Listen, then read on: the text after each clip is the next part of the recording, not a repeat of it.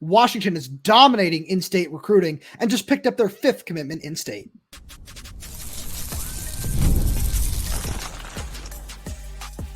You are Locked On Huskies, your daily podcast on the Washington Huskies, part of the Locked On Podcast Network, your team every day. Welcome back in to another edition of the Locked On Huskies podcast. I'm Roman Tomashoff. That's Lars Hansen. He's site editor with Athlon Sports Inside the Huskies. I'm the site editor with Huskies Wire. Thank you for making this your first watch or first listen today, as we are coming to you on a Thursday afternoon as part of the Locked On Podcast Network. And today's episode is brought to you by Game Time. Download the Game Time app, create an account, and use code LOCKDOWNCollege for $20 off your first purchase. Terms apply. So, Lars, the reason we are coming to all the everydayers on a Thursday afternoon instead of on a Friday morning is because Lowen Colman-Brusa became Washington's 5th in-state commit on Thursday, July 4th, which is a really exciting get for Washington. And the first thing, I put it out on Twitter immediately following his commitment: don't let his ranking fool you. He's ranked as high as number 7 by the 247 Sports Composite. But even that still feels a little low for a guy who is a truly elite mover. He really does. And the other thing, too, to consider the ramifications that this will have down the line. But let's first address what Lowen Colman-Brusa is. To me, this is something I wrote about in Athlon, where you look at the offensive line class. You already have Jam Talialea as an interior guard, 4-star. You're solid there. Jake Flores has a 3-star, has played primarily on the right side at JSerra. So getting Colman-Brusa as a pure left tackle, because that's what he's played for the past 2 years at Kennedy Catholic. Not to say that he couldn't potentially kick into guard, but just from all the tape, it just really seems like there's no reason to kick him inside when he's been a pure left tackle at Kennedy Catholic. And to me, this is the fact that you could go both ways with that, but either way, I think this is still an important get to have. No. Oh, I don't disagree with that at all. I was talking to a wonderful friend of the program who we love bringing up when it comes to tape stuff, and that's Ben Glassmeyer, who wrote a really nice evaluation of Lowen Colman-Brusa over on Huskies Wire. And we were having this discussion because you're 100% right. And I'm not trying to discredit you. I'm not trying to disagree with you in any way, because he should have a shot to play tackle. And Ben labeled him, I believe appropriately, as a swing tackle, because right now he's listed at 6'5", 285. And I think that's a nice weight, or excuse me, a nice size. He needs to add a little bit more weight. The problem that Ben identified is that he might not have long enough arms to play tackle. And that's the one thing where you look at it, you just say, okay, if this dude plays guard and he can get up to 305, let's call it, maybe 310, and move the way he does now, that's a really, really big get. That's a really talented guy to have there. You can try him at tackle. I've got no problem with that. And that's why I really like this take at this point in the cycle, where there have been a whole bunch of misses elsewhere. When you look at Elijah Vicona going to USC, Darius Afalava, Douglas Utu, where those were all certainly guys that, Washington wanted to add to this class. We're not going to talk about flips because you never want to rely on those. If they happen, that's great. But when I watch him, I think two things. One, he was a take either way. I don't care if they get every single other one of these guys. You take him, and not just because his brother, who we'll talk about, is the top in-state prospect 2026, but he's a really nice mover. And I think that with just the right amount of strength added to it and just weight added to his frame, you could try him out at tackle. If he doesn't fit at tackle, you can move him inside the guard and be really, really happy about that. Exactly. And I think that's why it's just a solid take either way, as you said, because you can start him out attack. And again, all of these are projections, right? Because the coaches have even told, Jake Flores, for example, where, we kind of might want to kick you inside a guard, but you've only played tackle. So we can only go off of the film that we've seen for the time being.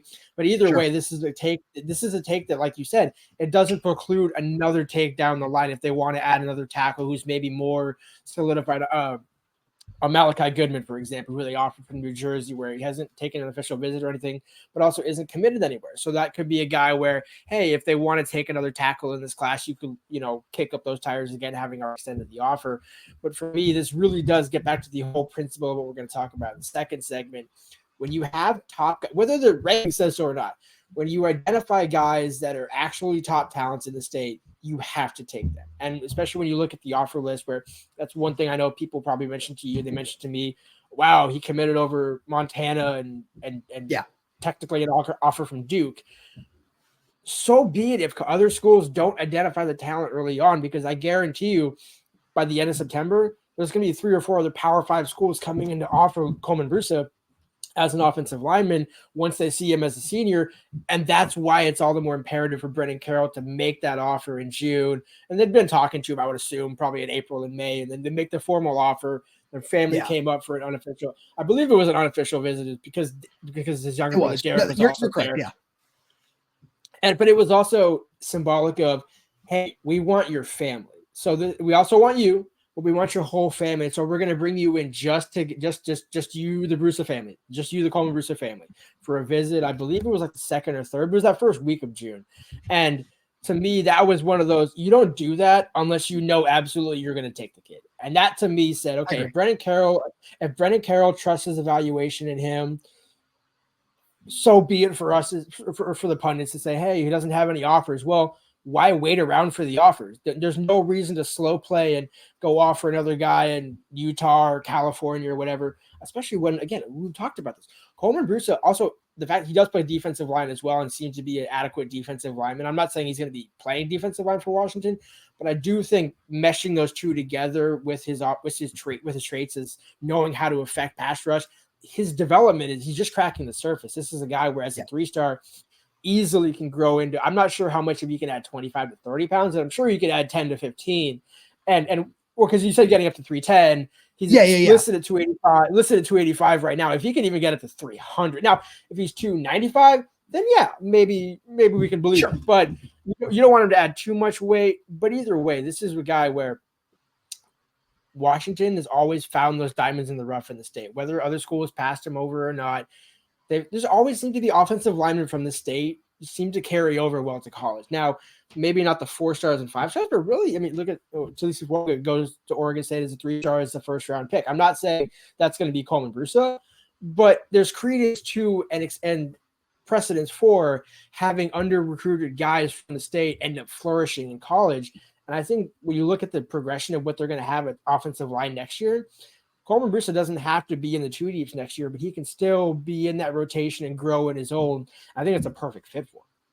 I couldn't agree with you more. And then we're certainly going to continue on with this in the next segment as well. But the conversation needs to be made about his brother, because you talk about defensive line there. That's for Derek. That's for the younger brother, Derek Colman-Brusa, who's the top-rated player in the state, 4-star edge rusher in the 2026 class. And within minutes of Lowen's commitment, the crystal balls rolled in for Derek to follow him. And that's why I really like the point you made about it being a family affair, where it's clearly something when you look at what he said to Brandon Huffman, that this is something that they've talked about for a while, both of them going to the same place and making it Washington is something that Lowen said, yeah, this has been one of my dream schools for a long time. And it's something that Jedd Fisch and his coaching staff understand. They understand the value of some of these guys staying home. And it's really valuable to them, where you look at Derek, he's got offers from Ohio State, Oregon's in there, Tennessee, USC. He's got some big time offers as just a sophomore defensive lineman, and his film is really impressive, but just that selling point is really nice. And it's really not just working with them. It's working with a lot of guys in state. We're going to get to that in just a sec. Right after a message from our good friends over at Game Time, because Game Time is an authorized ticket marketplace of Major League Baseball, which makes getting tickets faster and easier. Prices on the Game Time app actually go down the closer it gets to first pitch, which is wonderful, because I went to the Mariners-Orioles game on Tuesday. Fantastic pitching matchup between Grayson Rodriguez and George Kirby. I know the Mariners offense is what it is. We're not going to talk about that. It's a little disappointing to watch, but with just the amazing deals you can find on Game Time, I got my tickets about an hour before first pitch, which was absolutely fantastic, because they've got those last minute deals where you can save up to 60% off buying last minute for sports, concerts, comedy, theater, and so much more. You got zone deals. You can save even more when you choose a sectional like Game Time Choose the Seats. They got seat views. You can get a panoramic view from your seat in the app before you buy. And with the Game Time ticket coverage, your purchase is covered with the most flexible customer service policy in the ticketing industry. You can take the guesswork out of buying MLB tickets with Game Time. Download the Game Time app, create an account, and use code LOCKDOWNCollege for $20 off your first purchase. Terms apply. Again, create an account and redeem code LOCKEDONCOLLEGE for $20 off. Download Game Time today. Last minute tickets, lowest prices guaranteed. So Lars, let's continue with a little bit of a trivia question for you, because I posed this over on the Huskies Wire Twitter account. And just talking about D'Aryhian Clemons getting a couple of crystal balls to pick Washington. Obviously, it hasn't happened yet, but it's more of a tea leaves thing than anything. If that does happen, and when, coming off of landing Zaydrius Rainey-Sale, the top in-state player of the 2025 class, do you know when the last time the Huskies got the top player in the state of Washington in back-to-back classes was?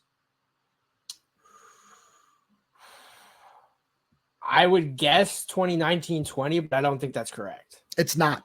It's 2014-2015 with Budda Baker and Henry Roberts, where, it is what it is, where, there were some late rankings movements, because I actually would have gone with that as well. When you think about like Kyler Gordon and around there as well. No, it's 14-15, Budda Baker, Henry Roberts. And I thought that was really interesting, because obviously the Budda especially became such a foundational piece of, the death row defense of 2016 and everything else along those lines. Adding Taylor Rapp in there is always really nice. And, you just look at it's Washington is not always built off of in-state recruiting, but it's always a nice extra piece to have when, some of your best players on defense are from the state of Washington.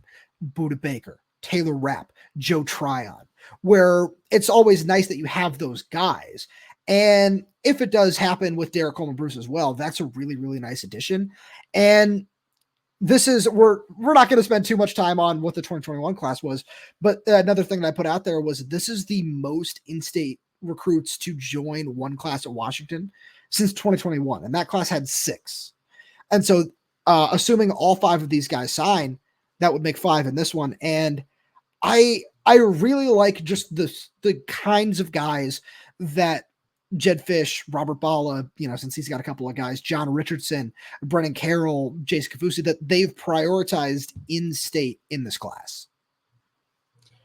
No doubt. And well, it's crazy to think back to that Henry Roberts would have been that one. But I think the thing that you're kind of hinting at is, especially with the move to the Big Ten, you're not going to be able to take 5, 10 plus guys in state at Washington, just because, with all due respect to the talent in state, you necessarily can't rely on that, especially when you're having a class of 20 or 25.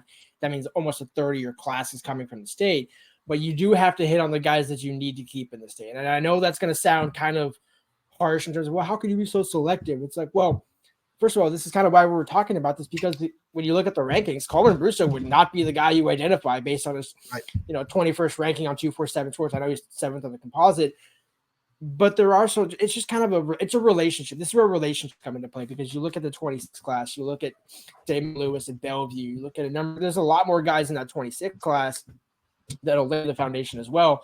But it all starts with doing it this year, because if you start doing it in year 2 and you don't get ZRS and you don't get Jonathan Epperson Jr.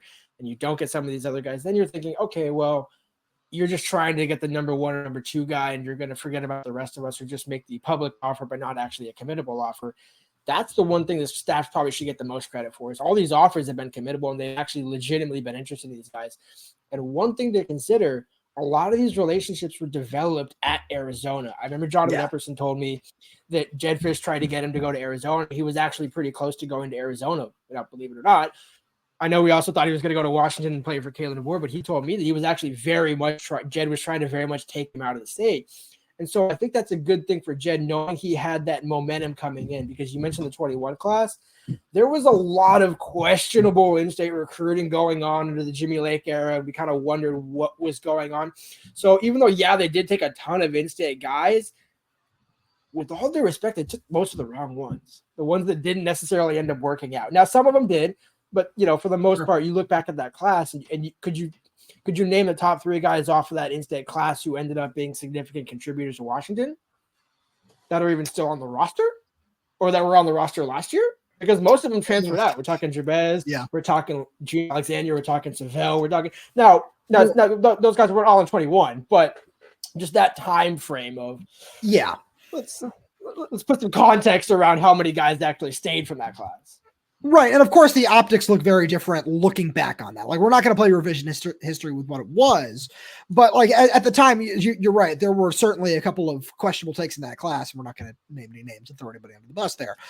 But And it looks very different with the optics of what that was versus the optics of what these are, where you have 3 of the top 5 players in the state. And yeah, Victor Sanchez Hernandez and Lowen Colman-Brusa are somewhat under the radar takes, but especially when you look at, just where the positions of needs are in this class, you like that. It's it's not taking a tight end in 2021 when you just kind of feel like you need to. And I just look at where they are right now, and with somebody like D'Aryhian Clemons, who's an elite athlete. You can say Jonathan Epperson. I don't know if he's necessarily in the elite D'Aryhian Clemons category where he's just a phenomenal athlete, but he's and really exceptional at what he does and just the way he plays football. Zaydrius Rainey-Sale, obviously that guy's a take no matter where you are, no matter that dude should have way more offers than he does. And I would say the same thing, honestly, about Lowen Colman-Brusa as well. And I just like where this class is going from that category where, you look at the way in-state recruiting was prioritized under Kalen DeBoer's staff, where it wasn't the same, but it also didn't feel like a lot of those guys that even did get offered had committable ones, whether that was due to talent evaluation, whatever it was. And then, now we look at what the 24 and 25 class, or 25 especially, has been under Jedd Fisch. It's just interesting to see how it's come back around, and people can take that whatever way they want. I'm really curious about it, and I want to see how it continues down the line. I agree. And I think that's the one important thing to consider with all of this is they're doing it, like I said, they're doing it in year 1. They're doing it with a running start, and they also did it at Arizona. Like Jedd made sure to keep Rashawn Clark when he went to Arizona, then comes to Washington, gets that flip. That really was kind of the one that signaled, hey, early on, Jedd's actually going to take this seriously. Now, again, we can talk about, did they miss on Demetri Manning? They didn't offer him at Arizona. So, again, we wonder how much were they pushing for him? Because I know they had definitely kept their eye on Lowen Colman-Brusa. And I think in the end, they would certainly take him, no doubt, especially when he dominated Josiah Sharma, another Oregon commit at the Under Armour camp in Tacoma. That was pretty funny. But ironic, kind of full circle how that worked out. But I do also think that when you look in that 26 class where you talk about Brusa, but then there's just so many other guys in that class, you're going to want to hold on to a lot of them. And so for the in-state guys to see that and say, hey, they're not just taking ZRS and Jonathan, the top 2 guys in the state. They're also taking guys that they can project 2-3 years down the line, like a Victor Sanchez Hernandez. And those combined takes, when you also think about where else they're recruiting in the country, Illinois, Florida, Texas, California, Nevada, the list goes on and on and on. Having those offers, those are all committable offers, I believe, at this point. I would be surprised if the staff would make those. Like the staff, I think that's the important thing. Is the staff doesn't really put out disingenuous offers. All the guys that they've offered in the 25 class, they're willing to take, and that includes Dante. Now, I just wanted to clarify that they didn't offer him, so there wasn't that relationship that carried over. But that's even more imperative why they're laying these foundational relationships now for the 26 and even the 27 class, where they're offering, they re-offered a couple of the guys that already had offers from the Washington staff, but not letting a 6-month or 8-month gap in those offers between staffs. That to me will send a message to in-state recruits saying, oh, wow, these guys are actually taking us seriously. They do want us to play. And they did what Caden Green as a walk-on, where he was committed to UC San Diego, comes to Washington as a walk-on safety. These are all little small things. Now, again, maybe all these guys aren't going to be impact, rotational pieces. Sure. But it's think about Milton Hopkins, the impact that he's had. Now, people say, well, not on the field, but there's just as important value in the locker room, just in recruiting and just relationships and that piece in general than there is, not making those offers and not giving those kids an opportunity. So I think all of it plays together to say Jedd's going to take this seriously. I remember tweeting out in January, February, Jedd's going to be fine. And I believe that even more after today because he's taking all of these things seriously. Now, yeah, we can't expect him to win every single battle, but he's only lost one technically in-state battle this year. And that's he's hit on, and he's hit on 4, 5. So he's 5 for 6. Yeah. That's a pretty dang good record for me, especially in year 1, given that when you think about what he inherited, where Kalen was not going to, I mean, he was recruiting those guys, but they got ZRS, but I still wonder how much he would have held on to that, given what we know now about the Kalen DeBoer tenure when it just comes to recruiting and things like that. But it just makes it all the more imperative that Jedd's getting it done in year 1. Absolutely. Now, Lars, it's the 4th of July. Let's talk about some of the guys who are going to bring the fireworks to Montlake this fall.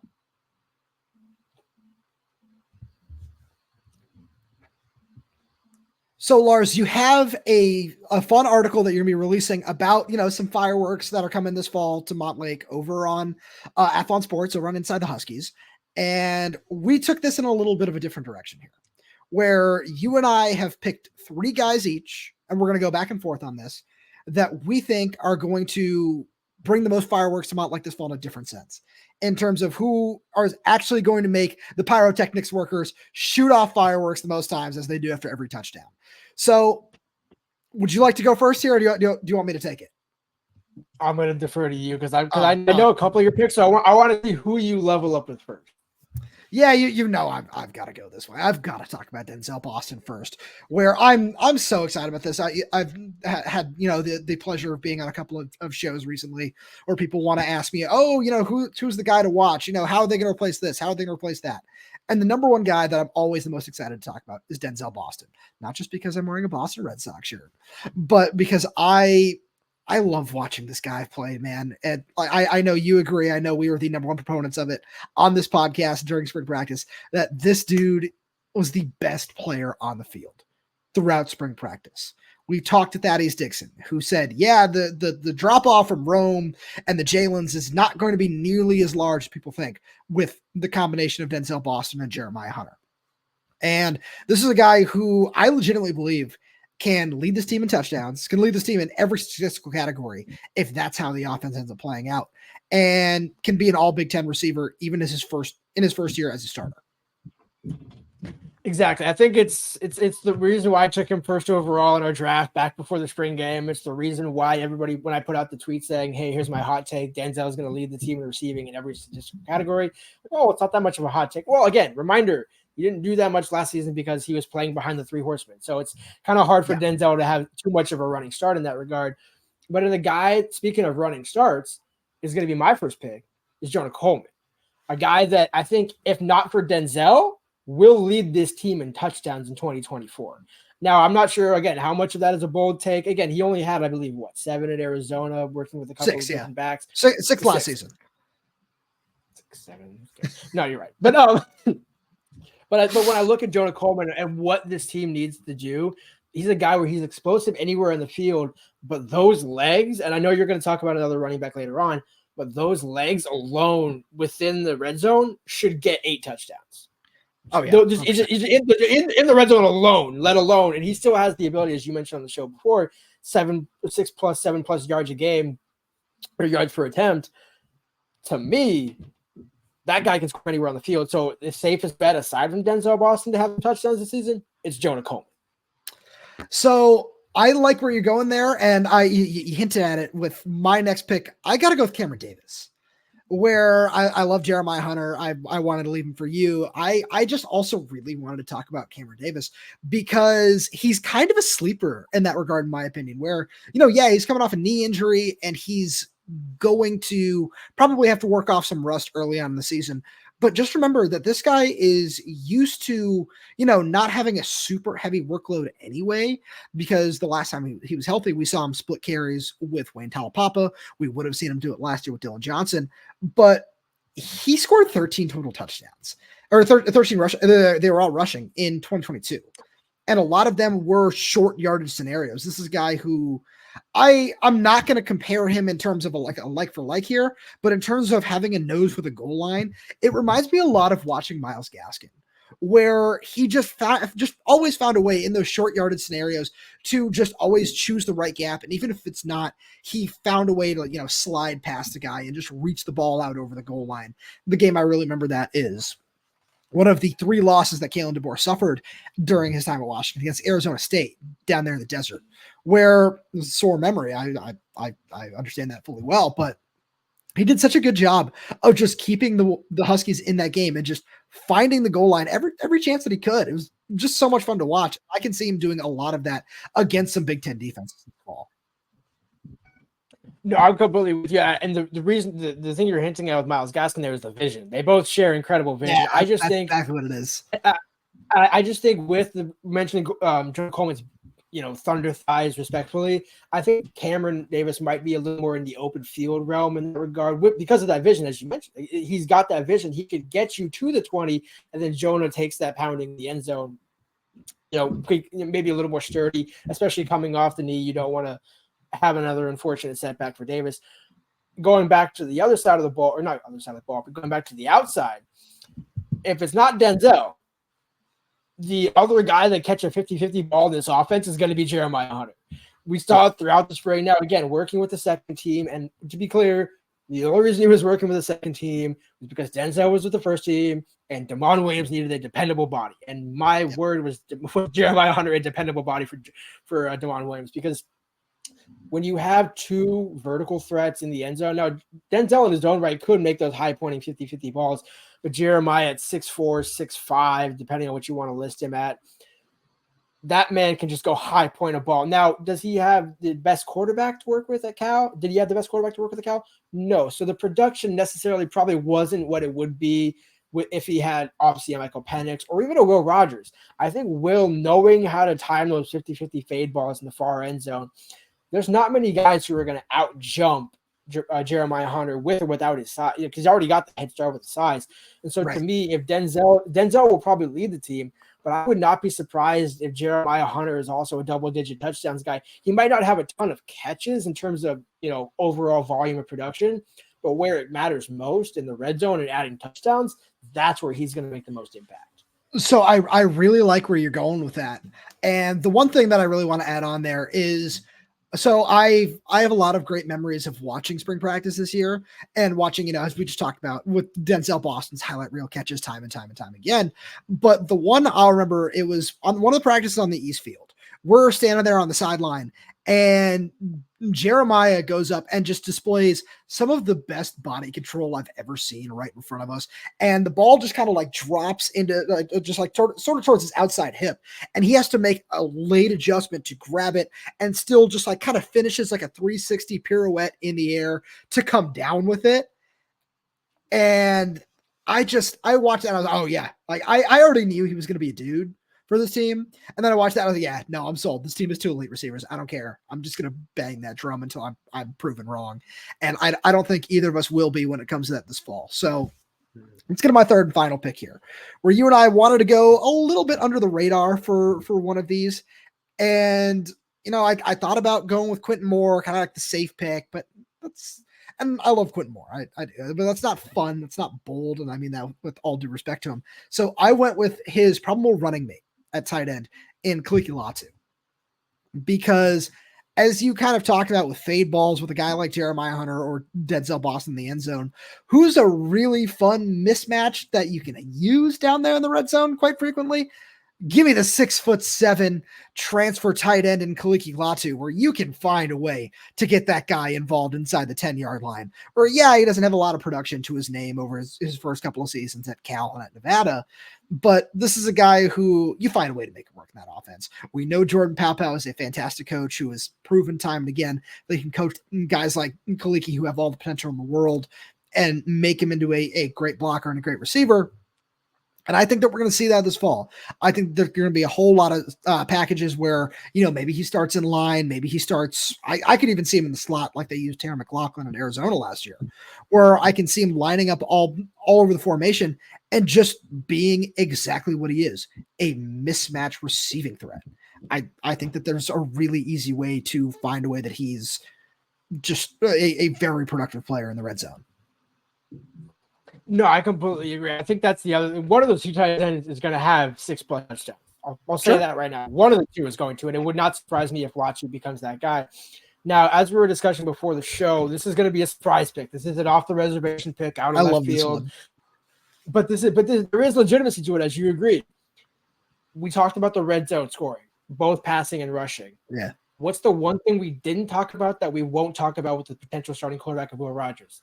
It's the running ability in the red zone. And give me Damon Williams, a special package, having 4 or 5 rushing touchdowns at least his freshman season. And if you think about it, that's not out of the realm of possibilities because he's going to play the first 4 games, or at least the first 3. Or the first 2 guaranteed, first 3 probably against Washington State, and then we'll see what happens beyond that.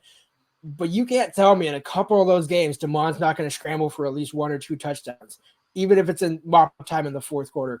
To me, that will show the coaching staff that he can lead the offense, whether, again, albeit inferior competition, But then as you get into the October, November parts of the schedule, Will Rogers, you don't want to have run quarterback sneaks or design runs in the red zone. Who do you want to have with Cameron Davis, with Jonah Coleman as two offset backs? The running back, the running quarterback who is very elusive. And we saw it this spring. DeMond's pocket presence is insane. Even if it's not intended to be designed as a run, DeMond likes to keep his eyes down the field, but he's by no means shy from running the ball. So I think I would be hard pressed to not see a couple of rushing touchdowns next to DeMond Williams' name. Will he be in the top 5 or top 6 like we're talking about on the show? Maybe not, but you know what? I will put the over under at 4.5, but I would take the over in rushing touchdowns for DeMond Williams. I like that a lot. I like your going with that. Last thing, I just want to say, because we talked about that a lot before the show, the triple option with Jonah Coleman, Cameron Davis, and DeMond Williams in there. I got to say, if you swap one of those guys out with Adam Muhammad in the same vein, just kind of like, even if you want to put DeMond Williams, Adam Muhammad, and Jordan Washington in, just any combination of ways as a triple option out of the backfield, I would geek out. That I'd have so much fun, especially, we could shout that out with College Football 25 being very close to coming out. I can't wait for that, by the way. Lars, as always, thank you so much for being here. Thank you to the everydayers tuning in. We really do appreciate your support. We've got so much more fun stuff coming for you throughout the offseason. So please make sure you subscribe wherever you get your podcast, whether that's YouTube, Spotify, Apple Music, Amazon Music. We're there. We're everywhere. And please, if you enjoy the content, make sure to like the video. We'll click that little bell so you never miss when we post a new video, because with breaking news, we're going to be posting more stuff like this in the middle of the afternoon, even on a holiday. Yes, we want to make sure we're coming to you at all points and times. And make sure if you got any questions, comments, concerns, anything like that, drop a comment right down below. If you're audio only, please leave us a 5-star review. Thank you so much for tuning in, and we will talk to you on Monday.